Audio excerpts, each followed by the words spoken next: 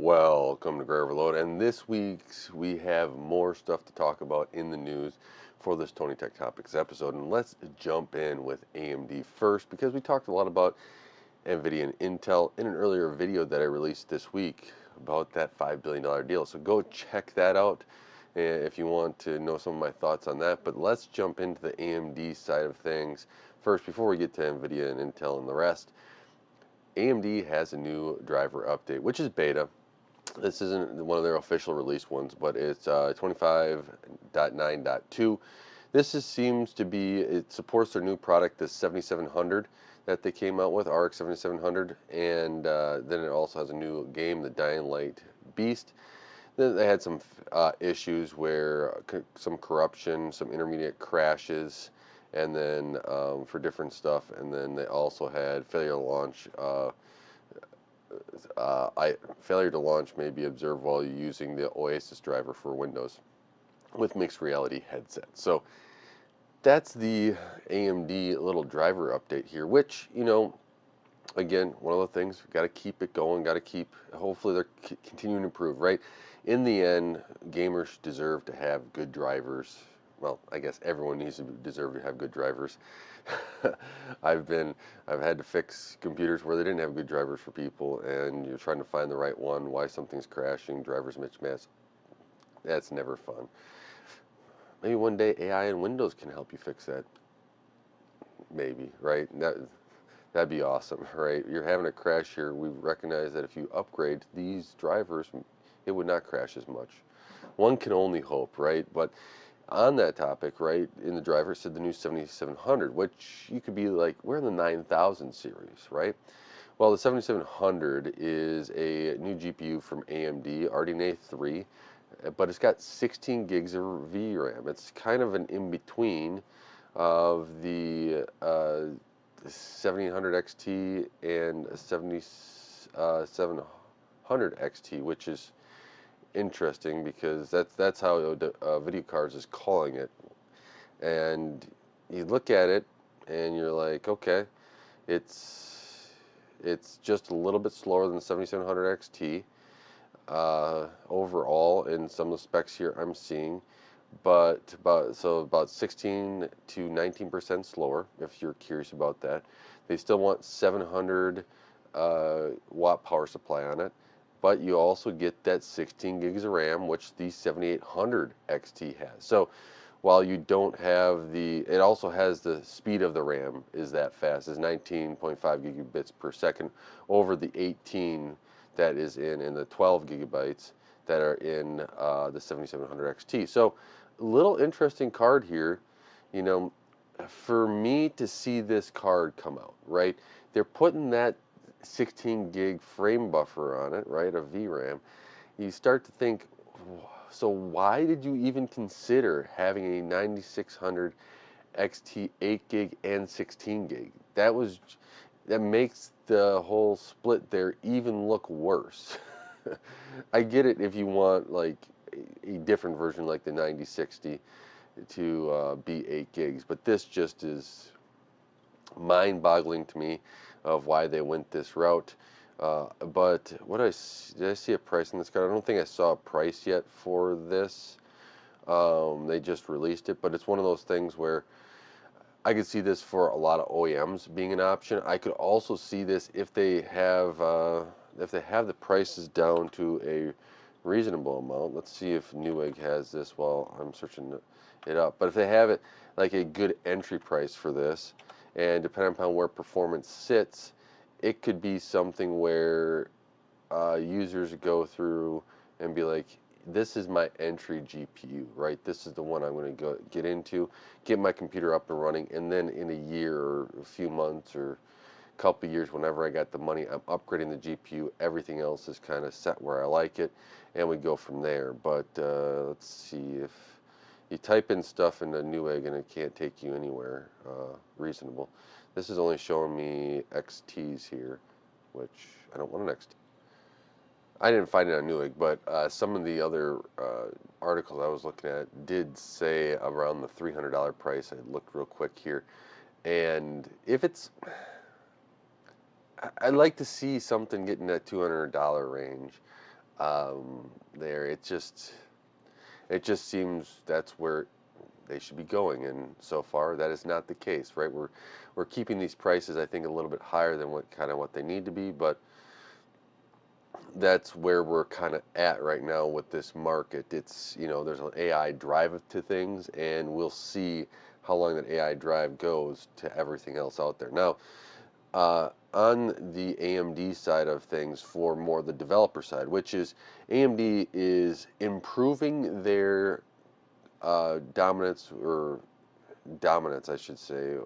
How should I put this? It's not really dominance, right? They're not dominating the market, but improving their ability to compete with Nvidia dominance of CUDA. That's what I really wanted to say. I'm recording this a little bit earlier, and they're not out there yet. But Rocm 7 is now out, right? This is going to be with the MI350 CDNA 4. Now, AMD is committed. They've said that we're going to make sure we come out and support all our GPUs, even on desktop. So that is a good thing overall, right? We want to see that, because one of the things is that NVIDIA, you can run CUDA and stuff on your regular desktop GPU and see where that sits. So that whole line of you having something and then moving it to and building it up to maybe something you have at a company or whatever else is a huge deal, right? And this is their Radeon Open Compute stuff. And so it seems to have a lot of optimizations, improvements here. I was listening to some other people of how they're talking about this, and really how AMD is catching CUDA in a lot of areas, and that's really kind of good. I kind of wish that there was Intel Open, right? Or Intel Open API or something, right? They wanted everything to be everyone to come in and be the one API that runs everything. Happens to be with the Intel deal and everything else going on. Maybe you can get Nvidia there.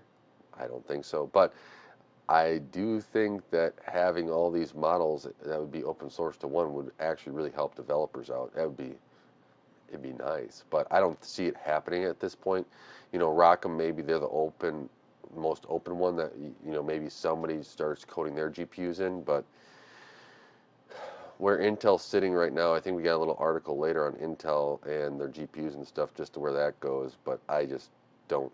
I think everyone's going to have their own, and that's the way it's going to be, even if AMD's is open source, right? At least you get one open source one where CUDA's more closed off there. So I like to see the upgrades, and that's a good thing, right? That's an improvement, and hopefully it keeps getting closer to competing with everything else. So let's see here. Let's jump into the next one, which is AMD officially has only one project for Linux drivers, and this is a really good development. Now, the Linux drivers are open source, much better. I think NVIDIA is improving their drivers on Linux, but I do like the open sourceness. So the RAD-V project is going to be the focus going forward. They're discontinuing the AMD VLK driver for Linux, and so this is Phoronix had this, really a great source there. I always like going to Phoronix. They have stuff, as I get into Linux more, they're always one of my sources that I like to go to, because I build code on Linux and Windows, right? I do that simultaneously for a lot of stuff I do, but it's one of those things that I want to get more into Linux, right? And Phoronix is a good source for that. But this open source project, right? They said, I'm going to read this. In a move to streamline development and strengthen our community to the commitment to the open source community, AMD is unifying its Linux Vulkan driver strategy. Has decided to discontinue the AMD VLK open source project, throwing our full support behind RAD-V driver as the official support of open source Vulkan driver for Radeon graphics adapters. This consolidation allows us to focus our resources on a single high performance code base that benefits from the incredible work of the entire ecosystem open source community. We invite developers and users alike to utilize the RAV-V driver to continue to contribute to its future. So that's really kind of cool that they are now having a singular focus. I think a lot of people don't necessarily have that focus. A lot of times, and I always question why they had two, right? There's always reasons why somebody would, say this is why there's two, but it makes it easier on the users that want to go through and use Linux, right? And now there's one source for that. So, yeah, that's a little update there. Again, I like the open sourceness. One reason why I'm probably going to go to Linux at some point, or at least do it. Maybe this is. We'll get to an article there, and you've heard it for months that I want to build a competing box to a console, and maybe we throw Linux on it and see where that really sits and performance-wise and how games work, and just go through it. That's something I do want to try. Now, AMD, this isn't like their development, but they have the processor in it on the GPD Win 5, Ryzen AI Max 395 handheld, which is just a beast of a handheld, right? It's got that external battery, pretty crazy. Now, they're saying the 64 gig, 4 terabyte pre-sales in China is going to be about $1,800 in the United States when you convert it for the convert it from Chinese currency there, and about 2,100 full retail. If you just drop down to 32 gigs of RAM and 2 terabytes, that puts you into the $1,400 range or $1,600 full retail. So you get 385, 32 gig, 1 terabyte is $1,200 or $1,400 for retail. So that's pretty interesting overall breakdown. The external batteries are going to be about $70 or $84, full price. Which it's a how big is the battery? They don't really. Am I not seeing what the battery capacity is? I know I read this before, but I'm just looking at. I have a framework, right? I want to get the 61 watt hour battery, and that was kind of like the same price. So I assume all these batteries come with kind of something in that price range. So yeah, this seems like a great product. Again, the 395, I kind of think of this as where AMD has gone, and they're going to have a couple more years before Intel and Nvidia get something out. But Nvidia is going to go this route too, right? The low-end GPU, how I see it going is that there will not really be a low-end GPU. If you want graphics, you're going to buy like these Halo chips, as AMD calls them now, with like the 395 Max or something, and maybe they're all integrated. Maybe we finally get some socketed stuff, and that's going to be your low-end GPU. And then from there, if you want something higher end, you're going to have to jump up into one of these more high-performance processors from, well, AMD, Intel. Heck, there could be an Nvidia one at some point.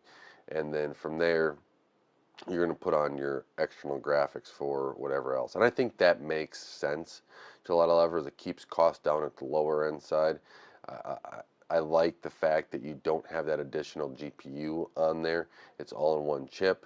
And you could always see that, well, something could fail. Well, then you could always throw that extra GPU in. But overall, I've had great reliability with this. It's one less thing of fans moving and everything else. Cooling is great, and all the machines I build for people that have just I socket in a chip, and a lot of them aren't for gaming, right? That do this, but I could see this going where it's going for gaming. Those machines are very stable. Like as long as the Windows update doesn't break something, which we've been there, but overall those chips are really stable, and I really like that overall. Now AMD has X3D advertisement of 1,000 frames per second. This is just stupid. I'm not. I'm just gonna put it like that. It's just stupid. They go through different graphics. They go through different games. Like Call of Duty, Marvel's, what is it, Rivals or something, with the X3D chip, and then with different graphics from 5090D, 97XT, or 5080, and check off which ones. At 1080p, you're getting 1,000 frames per second. This is just, PUBG, Age of Apex Legends, Age of Legends. What was I thinking? Dota 2, League of Legends, stuff like that. I get it. They want to look good, but it's for the Chinese side of things, and I'm just like, come on, guys, this just looks horrible overall. And maybe one day we won't have everything looking so crazy advertisements, but yeah. So let's talk about Intel here first. I think Intel's a good one to jump into because I only got like a couple stories from them before I jump into Nvidia. And this is a statement from Intel. Now, Intel, Nvidia had that $5 billion deal from Nvidia into Intel for that cash infusion. They're of common stock, and they're going to do some, CPU, GPU stuff in the future, make chips, maybe some foundry stuff. The interesting part of this is if you want to see everything I was kind of thinking when it first was announced, that video is out a couple days ago. Go check out that, and that does help out the channel. But there was a announcement from Intel, a spokesperson. Man, it's a tough day for reading for me today, huh? Uh, well, that could be every day.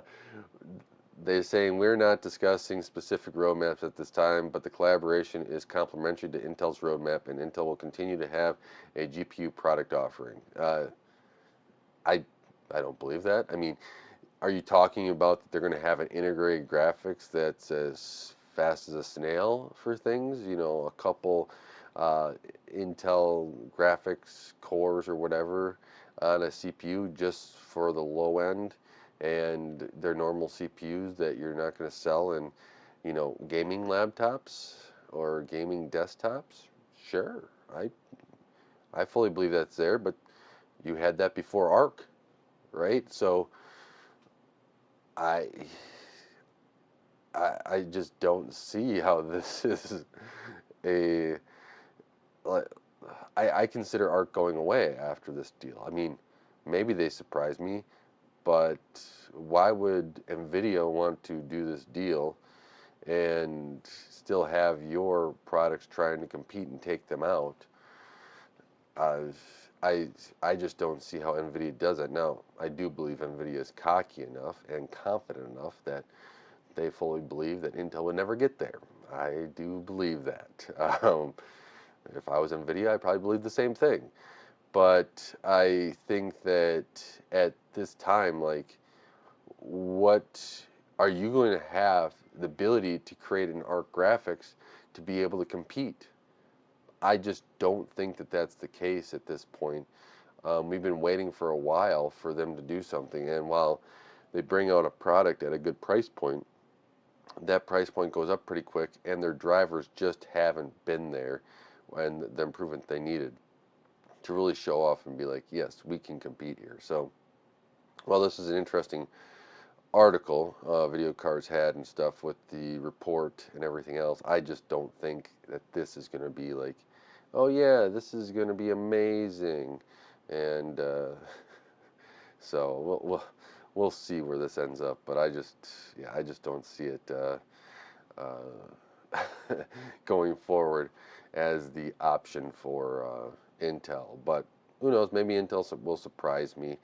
This is one of those things that I just, yeah, there. But Intel also, this other story I had from WCCF Tech, from a board member, and a board member was saying the creation of a successful foundry drawn from Intel manufacturing assets and separate from the design business would be a big win for the Trump administration and would be even bigger win for the semiconductor design firms that otherwise are totally dependent on TSMC. And let's dive into this for a second. And I never thought that I think that Intel was the foundry business. Now, I do think that if Intel stays like the foundry business, and then they have a chip design business on it as well, right? I think like how I grew up, that's how I saw it, right? Intel was the foundry business. Like we were better at our foundry side for many many years until TSMC decided to say, yeah, we're gonna kick your butt every which way in the foundry side of things, and this is one of those where I can see where I guess I look at it this way through this lens, which is I see it from Intel still being a foundry business, but splitting off uh, the chip side. And I could see that. I mean, I think if you go through my video, you'll see, I was calling it different names like uh, Intel instead of Intel, right? And Vidtel. something like that, right? I see maybe there's a spin-off there to have a foundry maybe combined with Nvidia and Intel. Who knows? Um, could you see? I don't know if AMD would want to do that. Could you see where AMD, um, where a spin-off would happen? And I see this where the U.S. government comes in and says, you know what? Now that you got this infusion of cash here and Nvidia puts something to common stock, did you want to maybe let's form a U.S. company here? Let's bring in Qualcomm, let's bring in um, AMD, and let's see if they want to put some money down to create and spin off your. And you've already been talking about it. Maybe Intel's already mentioned it. There, I mean, there's out here.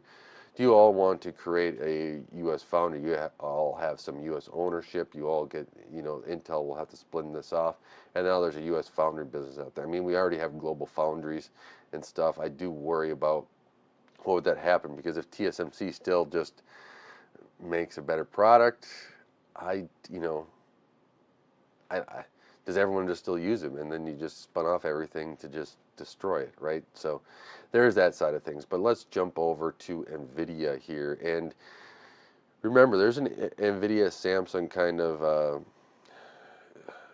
well, let's put it this way. Samsung's begging Nvidia to please use our HBM, right? And so it looks like finally WCCF had this, and looks like finally that Samsung is able to supply Nvidia for HBM. So it's finally met qualifications, and I think that this is good. Maybe Nvidia is finally getting some stepping stones of saying, oh, getting some confidence back. Like, we're finally hitting our processes to make sure that we're getting everything correctly designed, correctly manufactured, to be able to hit the specifications for this, and maybe that actually bolsters their chip manufacturing side as well. I know it's memory, so it's slightly different than the making like CPUs and GPUs and stuff, but maybe it helps them start hitting there and going through there. Now, this was interesting, after the Intel and Nvidia kind of deal, one thing that I thought was is that that ARM CPU must not be really going too well for them, right?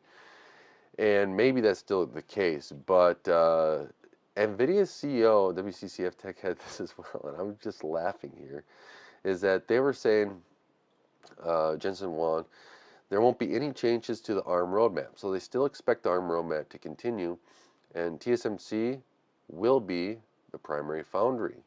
So where does this sit for everything else? So the ARM CPU, because let's say while they can get some x86 business because people want to be in the x86 realm, they make their ARM processors better. Let's just run this out. Let's say I'm thinking this through, and seeing what I'm seeing is Nvidia working with Intel, creating an x86 Nvidia, data center AI chip, right? Or data center chip in general. Then they get that working. Nvidia creates tools, and they finally get the ARM CPUs just working up to par, close enough, where they can transition and convert people over to all their code to using their ARM CPUs with Nvidia GPUs and cut out Intel completely. Well, let's see what that happens, but uh, them using TSMC foundries, I think it's kind of a shot overall. That's one thing where I'm kind of surprised that it's not going to do something else, but and actually, yeah, not just be like, yeah, we're using Intel, but Intel's got to get there, right? So that's one disappointing. Now, um, on that same topic, right? The ARM N1 product is actually the that's from DGX, the Spark stuff. That is seems to be more of a GB10 in disguise. So that was kind of interesting here. I was reading on video cards, and I really hope that Nvidia finally gets this out. I want to see it. I want to play with it. That's what I really want to do, but we're not there yet. It'd be fun. I also need money to be able to buy all this stuff, right? There's so much tech that you want to try, but it all costs money.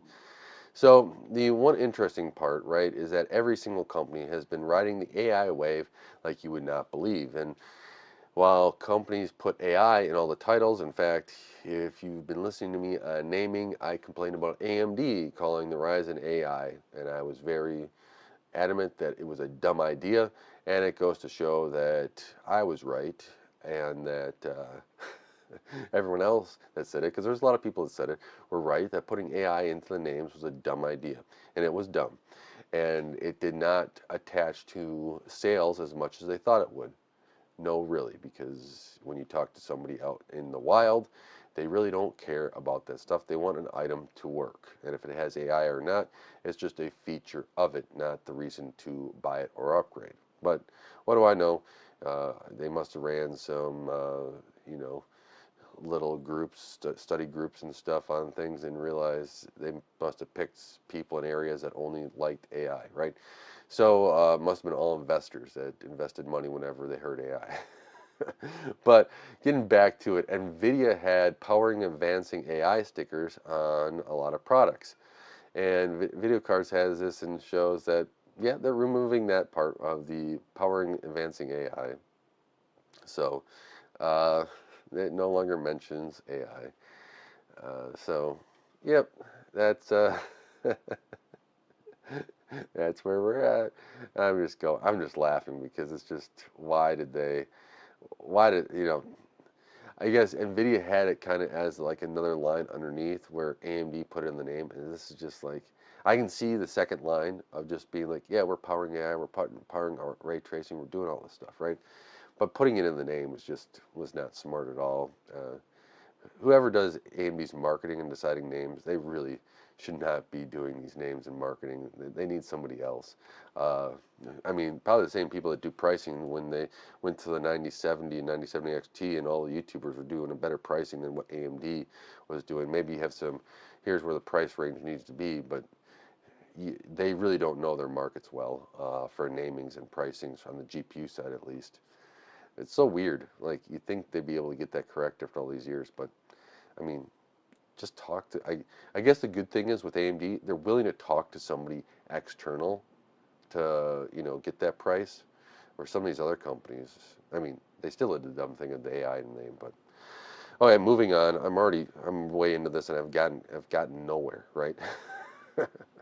No, we're going through, but Founders Edition cards still in production. Video cards had this, and I'm actually surprised. By this point, I would have thought they would maybe have stopped this and maybe go start looking towards the super side of things, but I guess not. So um, I see this as supercards are further out than what we than what we think. If while they expect them to return back in stock, because my anticipation is when they go to supercards, they don't want to have the Founders Edition still around for the non-supercards. So right, you kind of see that switch over. But let's get into the gaming side. So this is interesting. So I've downloaded Borderlands. I've not played it yet. I've been out this week, so I just got back, and I hope I can get some testing done.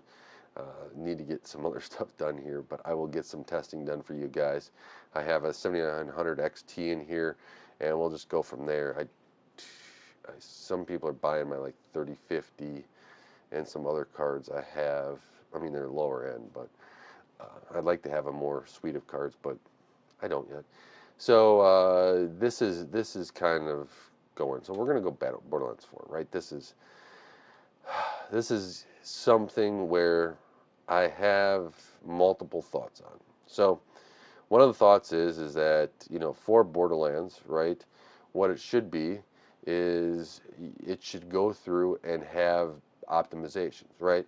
And people should be able to play it. Now, I think that if you're running it at 1080p just fine, 1440p just fine, great. Now, you go to 4K, right? This you probably need more horsepower and stuff like that. My friend plays it in 4K. He's able to do it with uh, FSR, and he said for what he does, it works pretty well.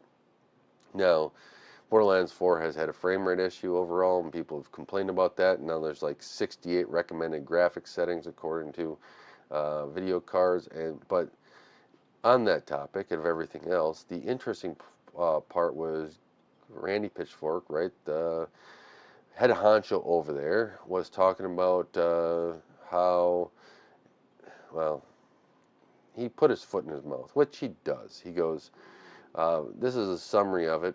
4K stubborn players switch to 1440p or use DLSS in place of native rendering. So here's my thing. First and foremost, right? I don't remember what engine this is on, but right, if it's a difficult engine to run or it's not optimized or whatever else, there could be stuff there, right? We've seen that with some engines of even the one from Epic Games, and I'm blanking on the engine. Oh my goodness, I just had it. Unreal Engine. There we go. Unreal Engine 5. I think that's what Borderlands uses, right? I think. And I'm going to try this on 4K, right? That's what I really like to play on. I like native settings. But he goes off and he's, unstable. I think he has created some good games, but I think he's unstable at times, right? And he's like, code your own engine and show us how it's done. Please, we will be your customer when you pull it off. The people doing it now are clearly dumb and don't know what they're doing, and all the support and recommendations and code architectures from the world's greatest hardware companies and tech companies working with the greatest real-time graphics engine coders don't know what they seem to be doing. And this is just Randy Pitchfork, right? Overall, I'm just like, if you would have phrased it as, yes, we're working on optimizing for certain GPUs, and if you're lower end, you might want to jump down to 1440p 1080.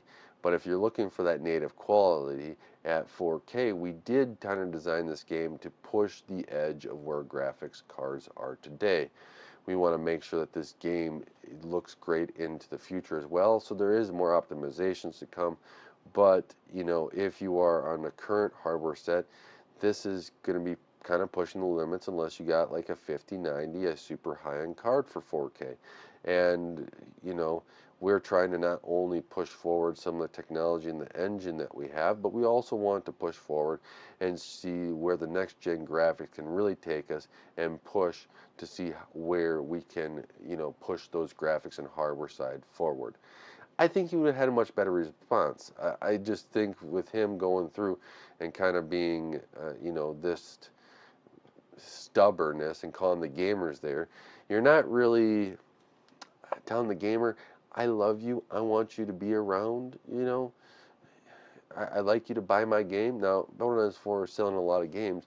You're going to get a lot of people that may, even like the Borderlands series, maybe think, twice the next time. I just think there was another way of saying it, and I'm okay with you doing optimizations and having it good in like a 1080p, 1440p. I'm also okay with, and I like this, where you push the envelope forward, and if it's not an engine problem or anything else, and you've just created a game that decides to push the hardware forward, I like that too, right? There's two things that need to be done. Sometimes software has to be able to push hardware forward, and sometimes hardware has to push software forward. Depends upon which time you're in, and sometimes you need to do both at the same time, right? And I think that's the approach that it should have been. So we got, remember when the crew servers were turned down and shut down? Well, it looks like that there's the crew unlimited, that the TCU, that's what they call it for short, is trying to bring the crew back, and it looks like that they're getting, actually it looks like that they have something, right? The TCU set up for yourself to continue playing the game. That shutdown seemed to have more of an impact on the video game industry than what was described by Ubisoft. So that's pretty cool to have there. That was the WCCF article as well. They're doing a good job over there getting some of the stuff. And where are we at here? Let's end on a couple things here. Steam will no longer have 32-bit in January 2026. Only 0.01 of systems has that. Sad time, but yeah, makes sense. It's a sad time. We are now there, but again, a lot of people are moving on. I actually still have a 32-bit system here. Hopefully, I think good old games. I might actually try to boot it up here at some point. Maybe throw it in a new case. Maybe that's a build of just buy a new case and throw some of this old stuff in there. Would be kind of cool to see. But 32-bit, only 0.101% of users use it. So 2026, it is gone. Also on the Steam side of things, some Windows 10 stuff will be gone next year as well, or I thought as well.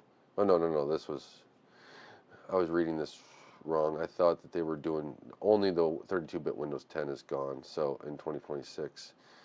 I don't know, although other Windows 10 stuff is longer. I thought I read someplace. No, I read it wrong, so my bad.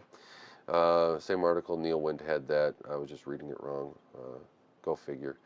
So, so one thing I will say this before I get into the Xbox news here is EA said for Battlefield 6, and Neil Wind had this, when they optimized for the Series S, it made the whole game better and more stable. And this is where I'm kind of thinking, like, if you're like Borderlands 4, right, and you have optimizations mode for, like, because you want this to run a Steam Deck or something, right? You have low performance modes, and that's fine. I think that's an optimization that makes a lot of sense. But if they're going through this and making the game better, I'd like to see something like that, because when you say I optimized for a lower end console and it made the game more stable, that's a good sign, because you never know if there's a performance glitch or whatever else, or somebody's having an issue with their desktop and all of a sudden there's a crash or something. But you can go back through, you do the optimizations for the slower consoles and stuff, and then and slower hardware, and all of a sudden, guess what, you get the game more stable. That's going to benefit all your gamers. I like to see stuff like that, because it is a huge benefit to all gamers overall. And everyone had this article, as we're going to move into the last one here that I want to talk about this week, which is we are getting increase of prices in the Xbox consoles. Neil Wind had this. The Series S 512 is going to be up to $399. It used to be $299. The 1 terabyte Xbox Series S is going to be was $349. Now it's $449. The Xbox Series X digital is going to be $599 now. It was $449. The Xbox Series X was $499. Now it's going to be $650. If you want the 2 terabyte black edition, you are going to be spending $799. Was going to be $599. So, Xbox was talking about this, but this is going to be on October 3rd here, so we got a couple weeks. And yeah, if I'm building a console to compete, a computer, this gives me a little bit more cash to, well, not like gives me, not like I get more, but the budget is a little bit more. So maybe if we go to, maybe 900, I'd say $100 more than that, even though the PlayStation is maybe, PlayStation Pro is a little bit less. I think it's like 750 or something.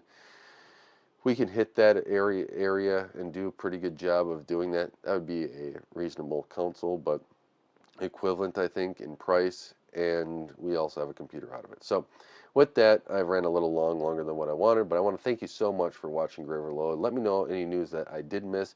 Please leave it in the comments below, and anything you want to talk about down there. I really do appreciate it. And if you want to watch, like, subscribe, watch another one of my videos, like, share, subscribe. Man, what am I doing today? It really does help out the channel.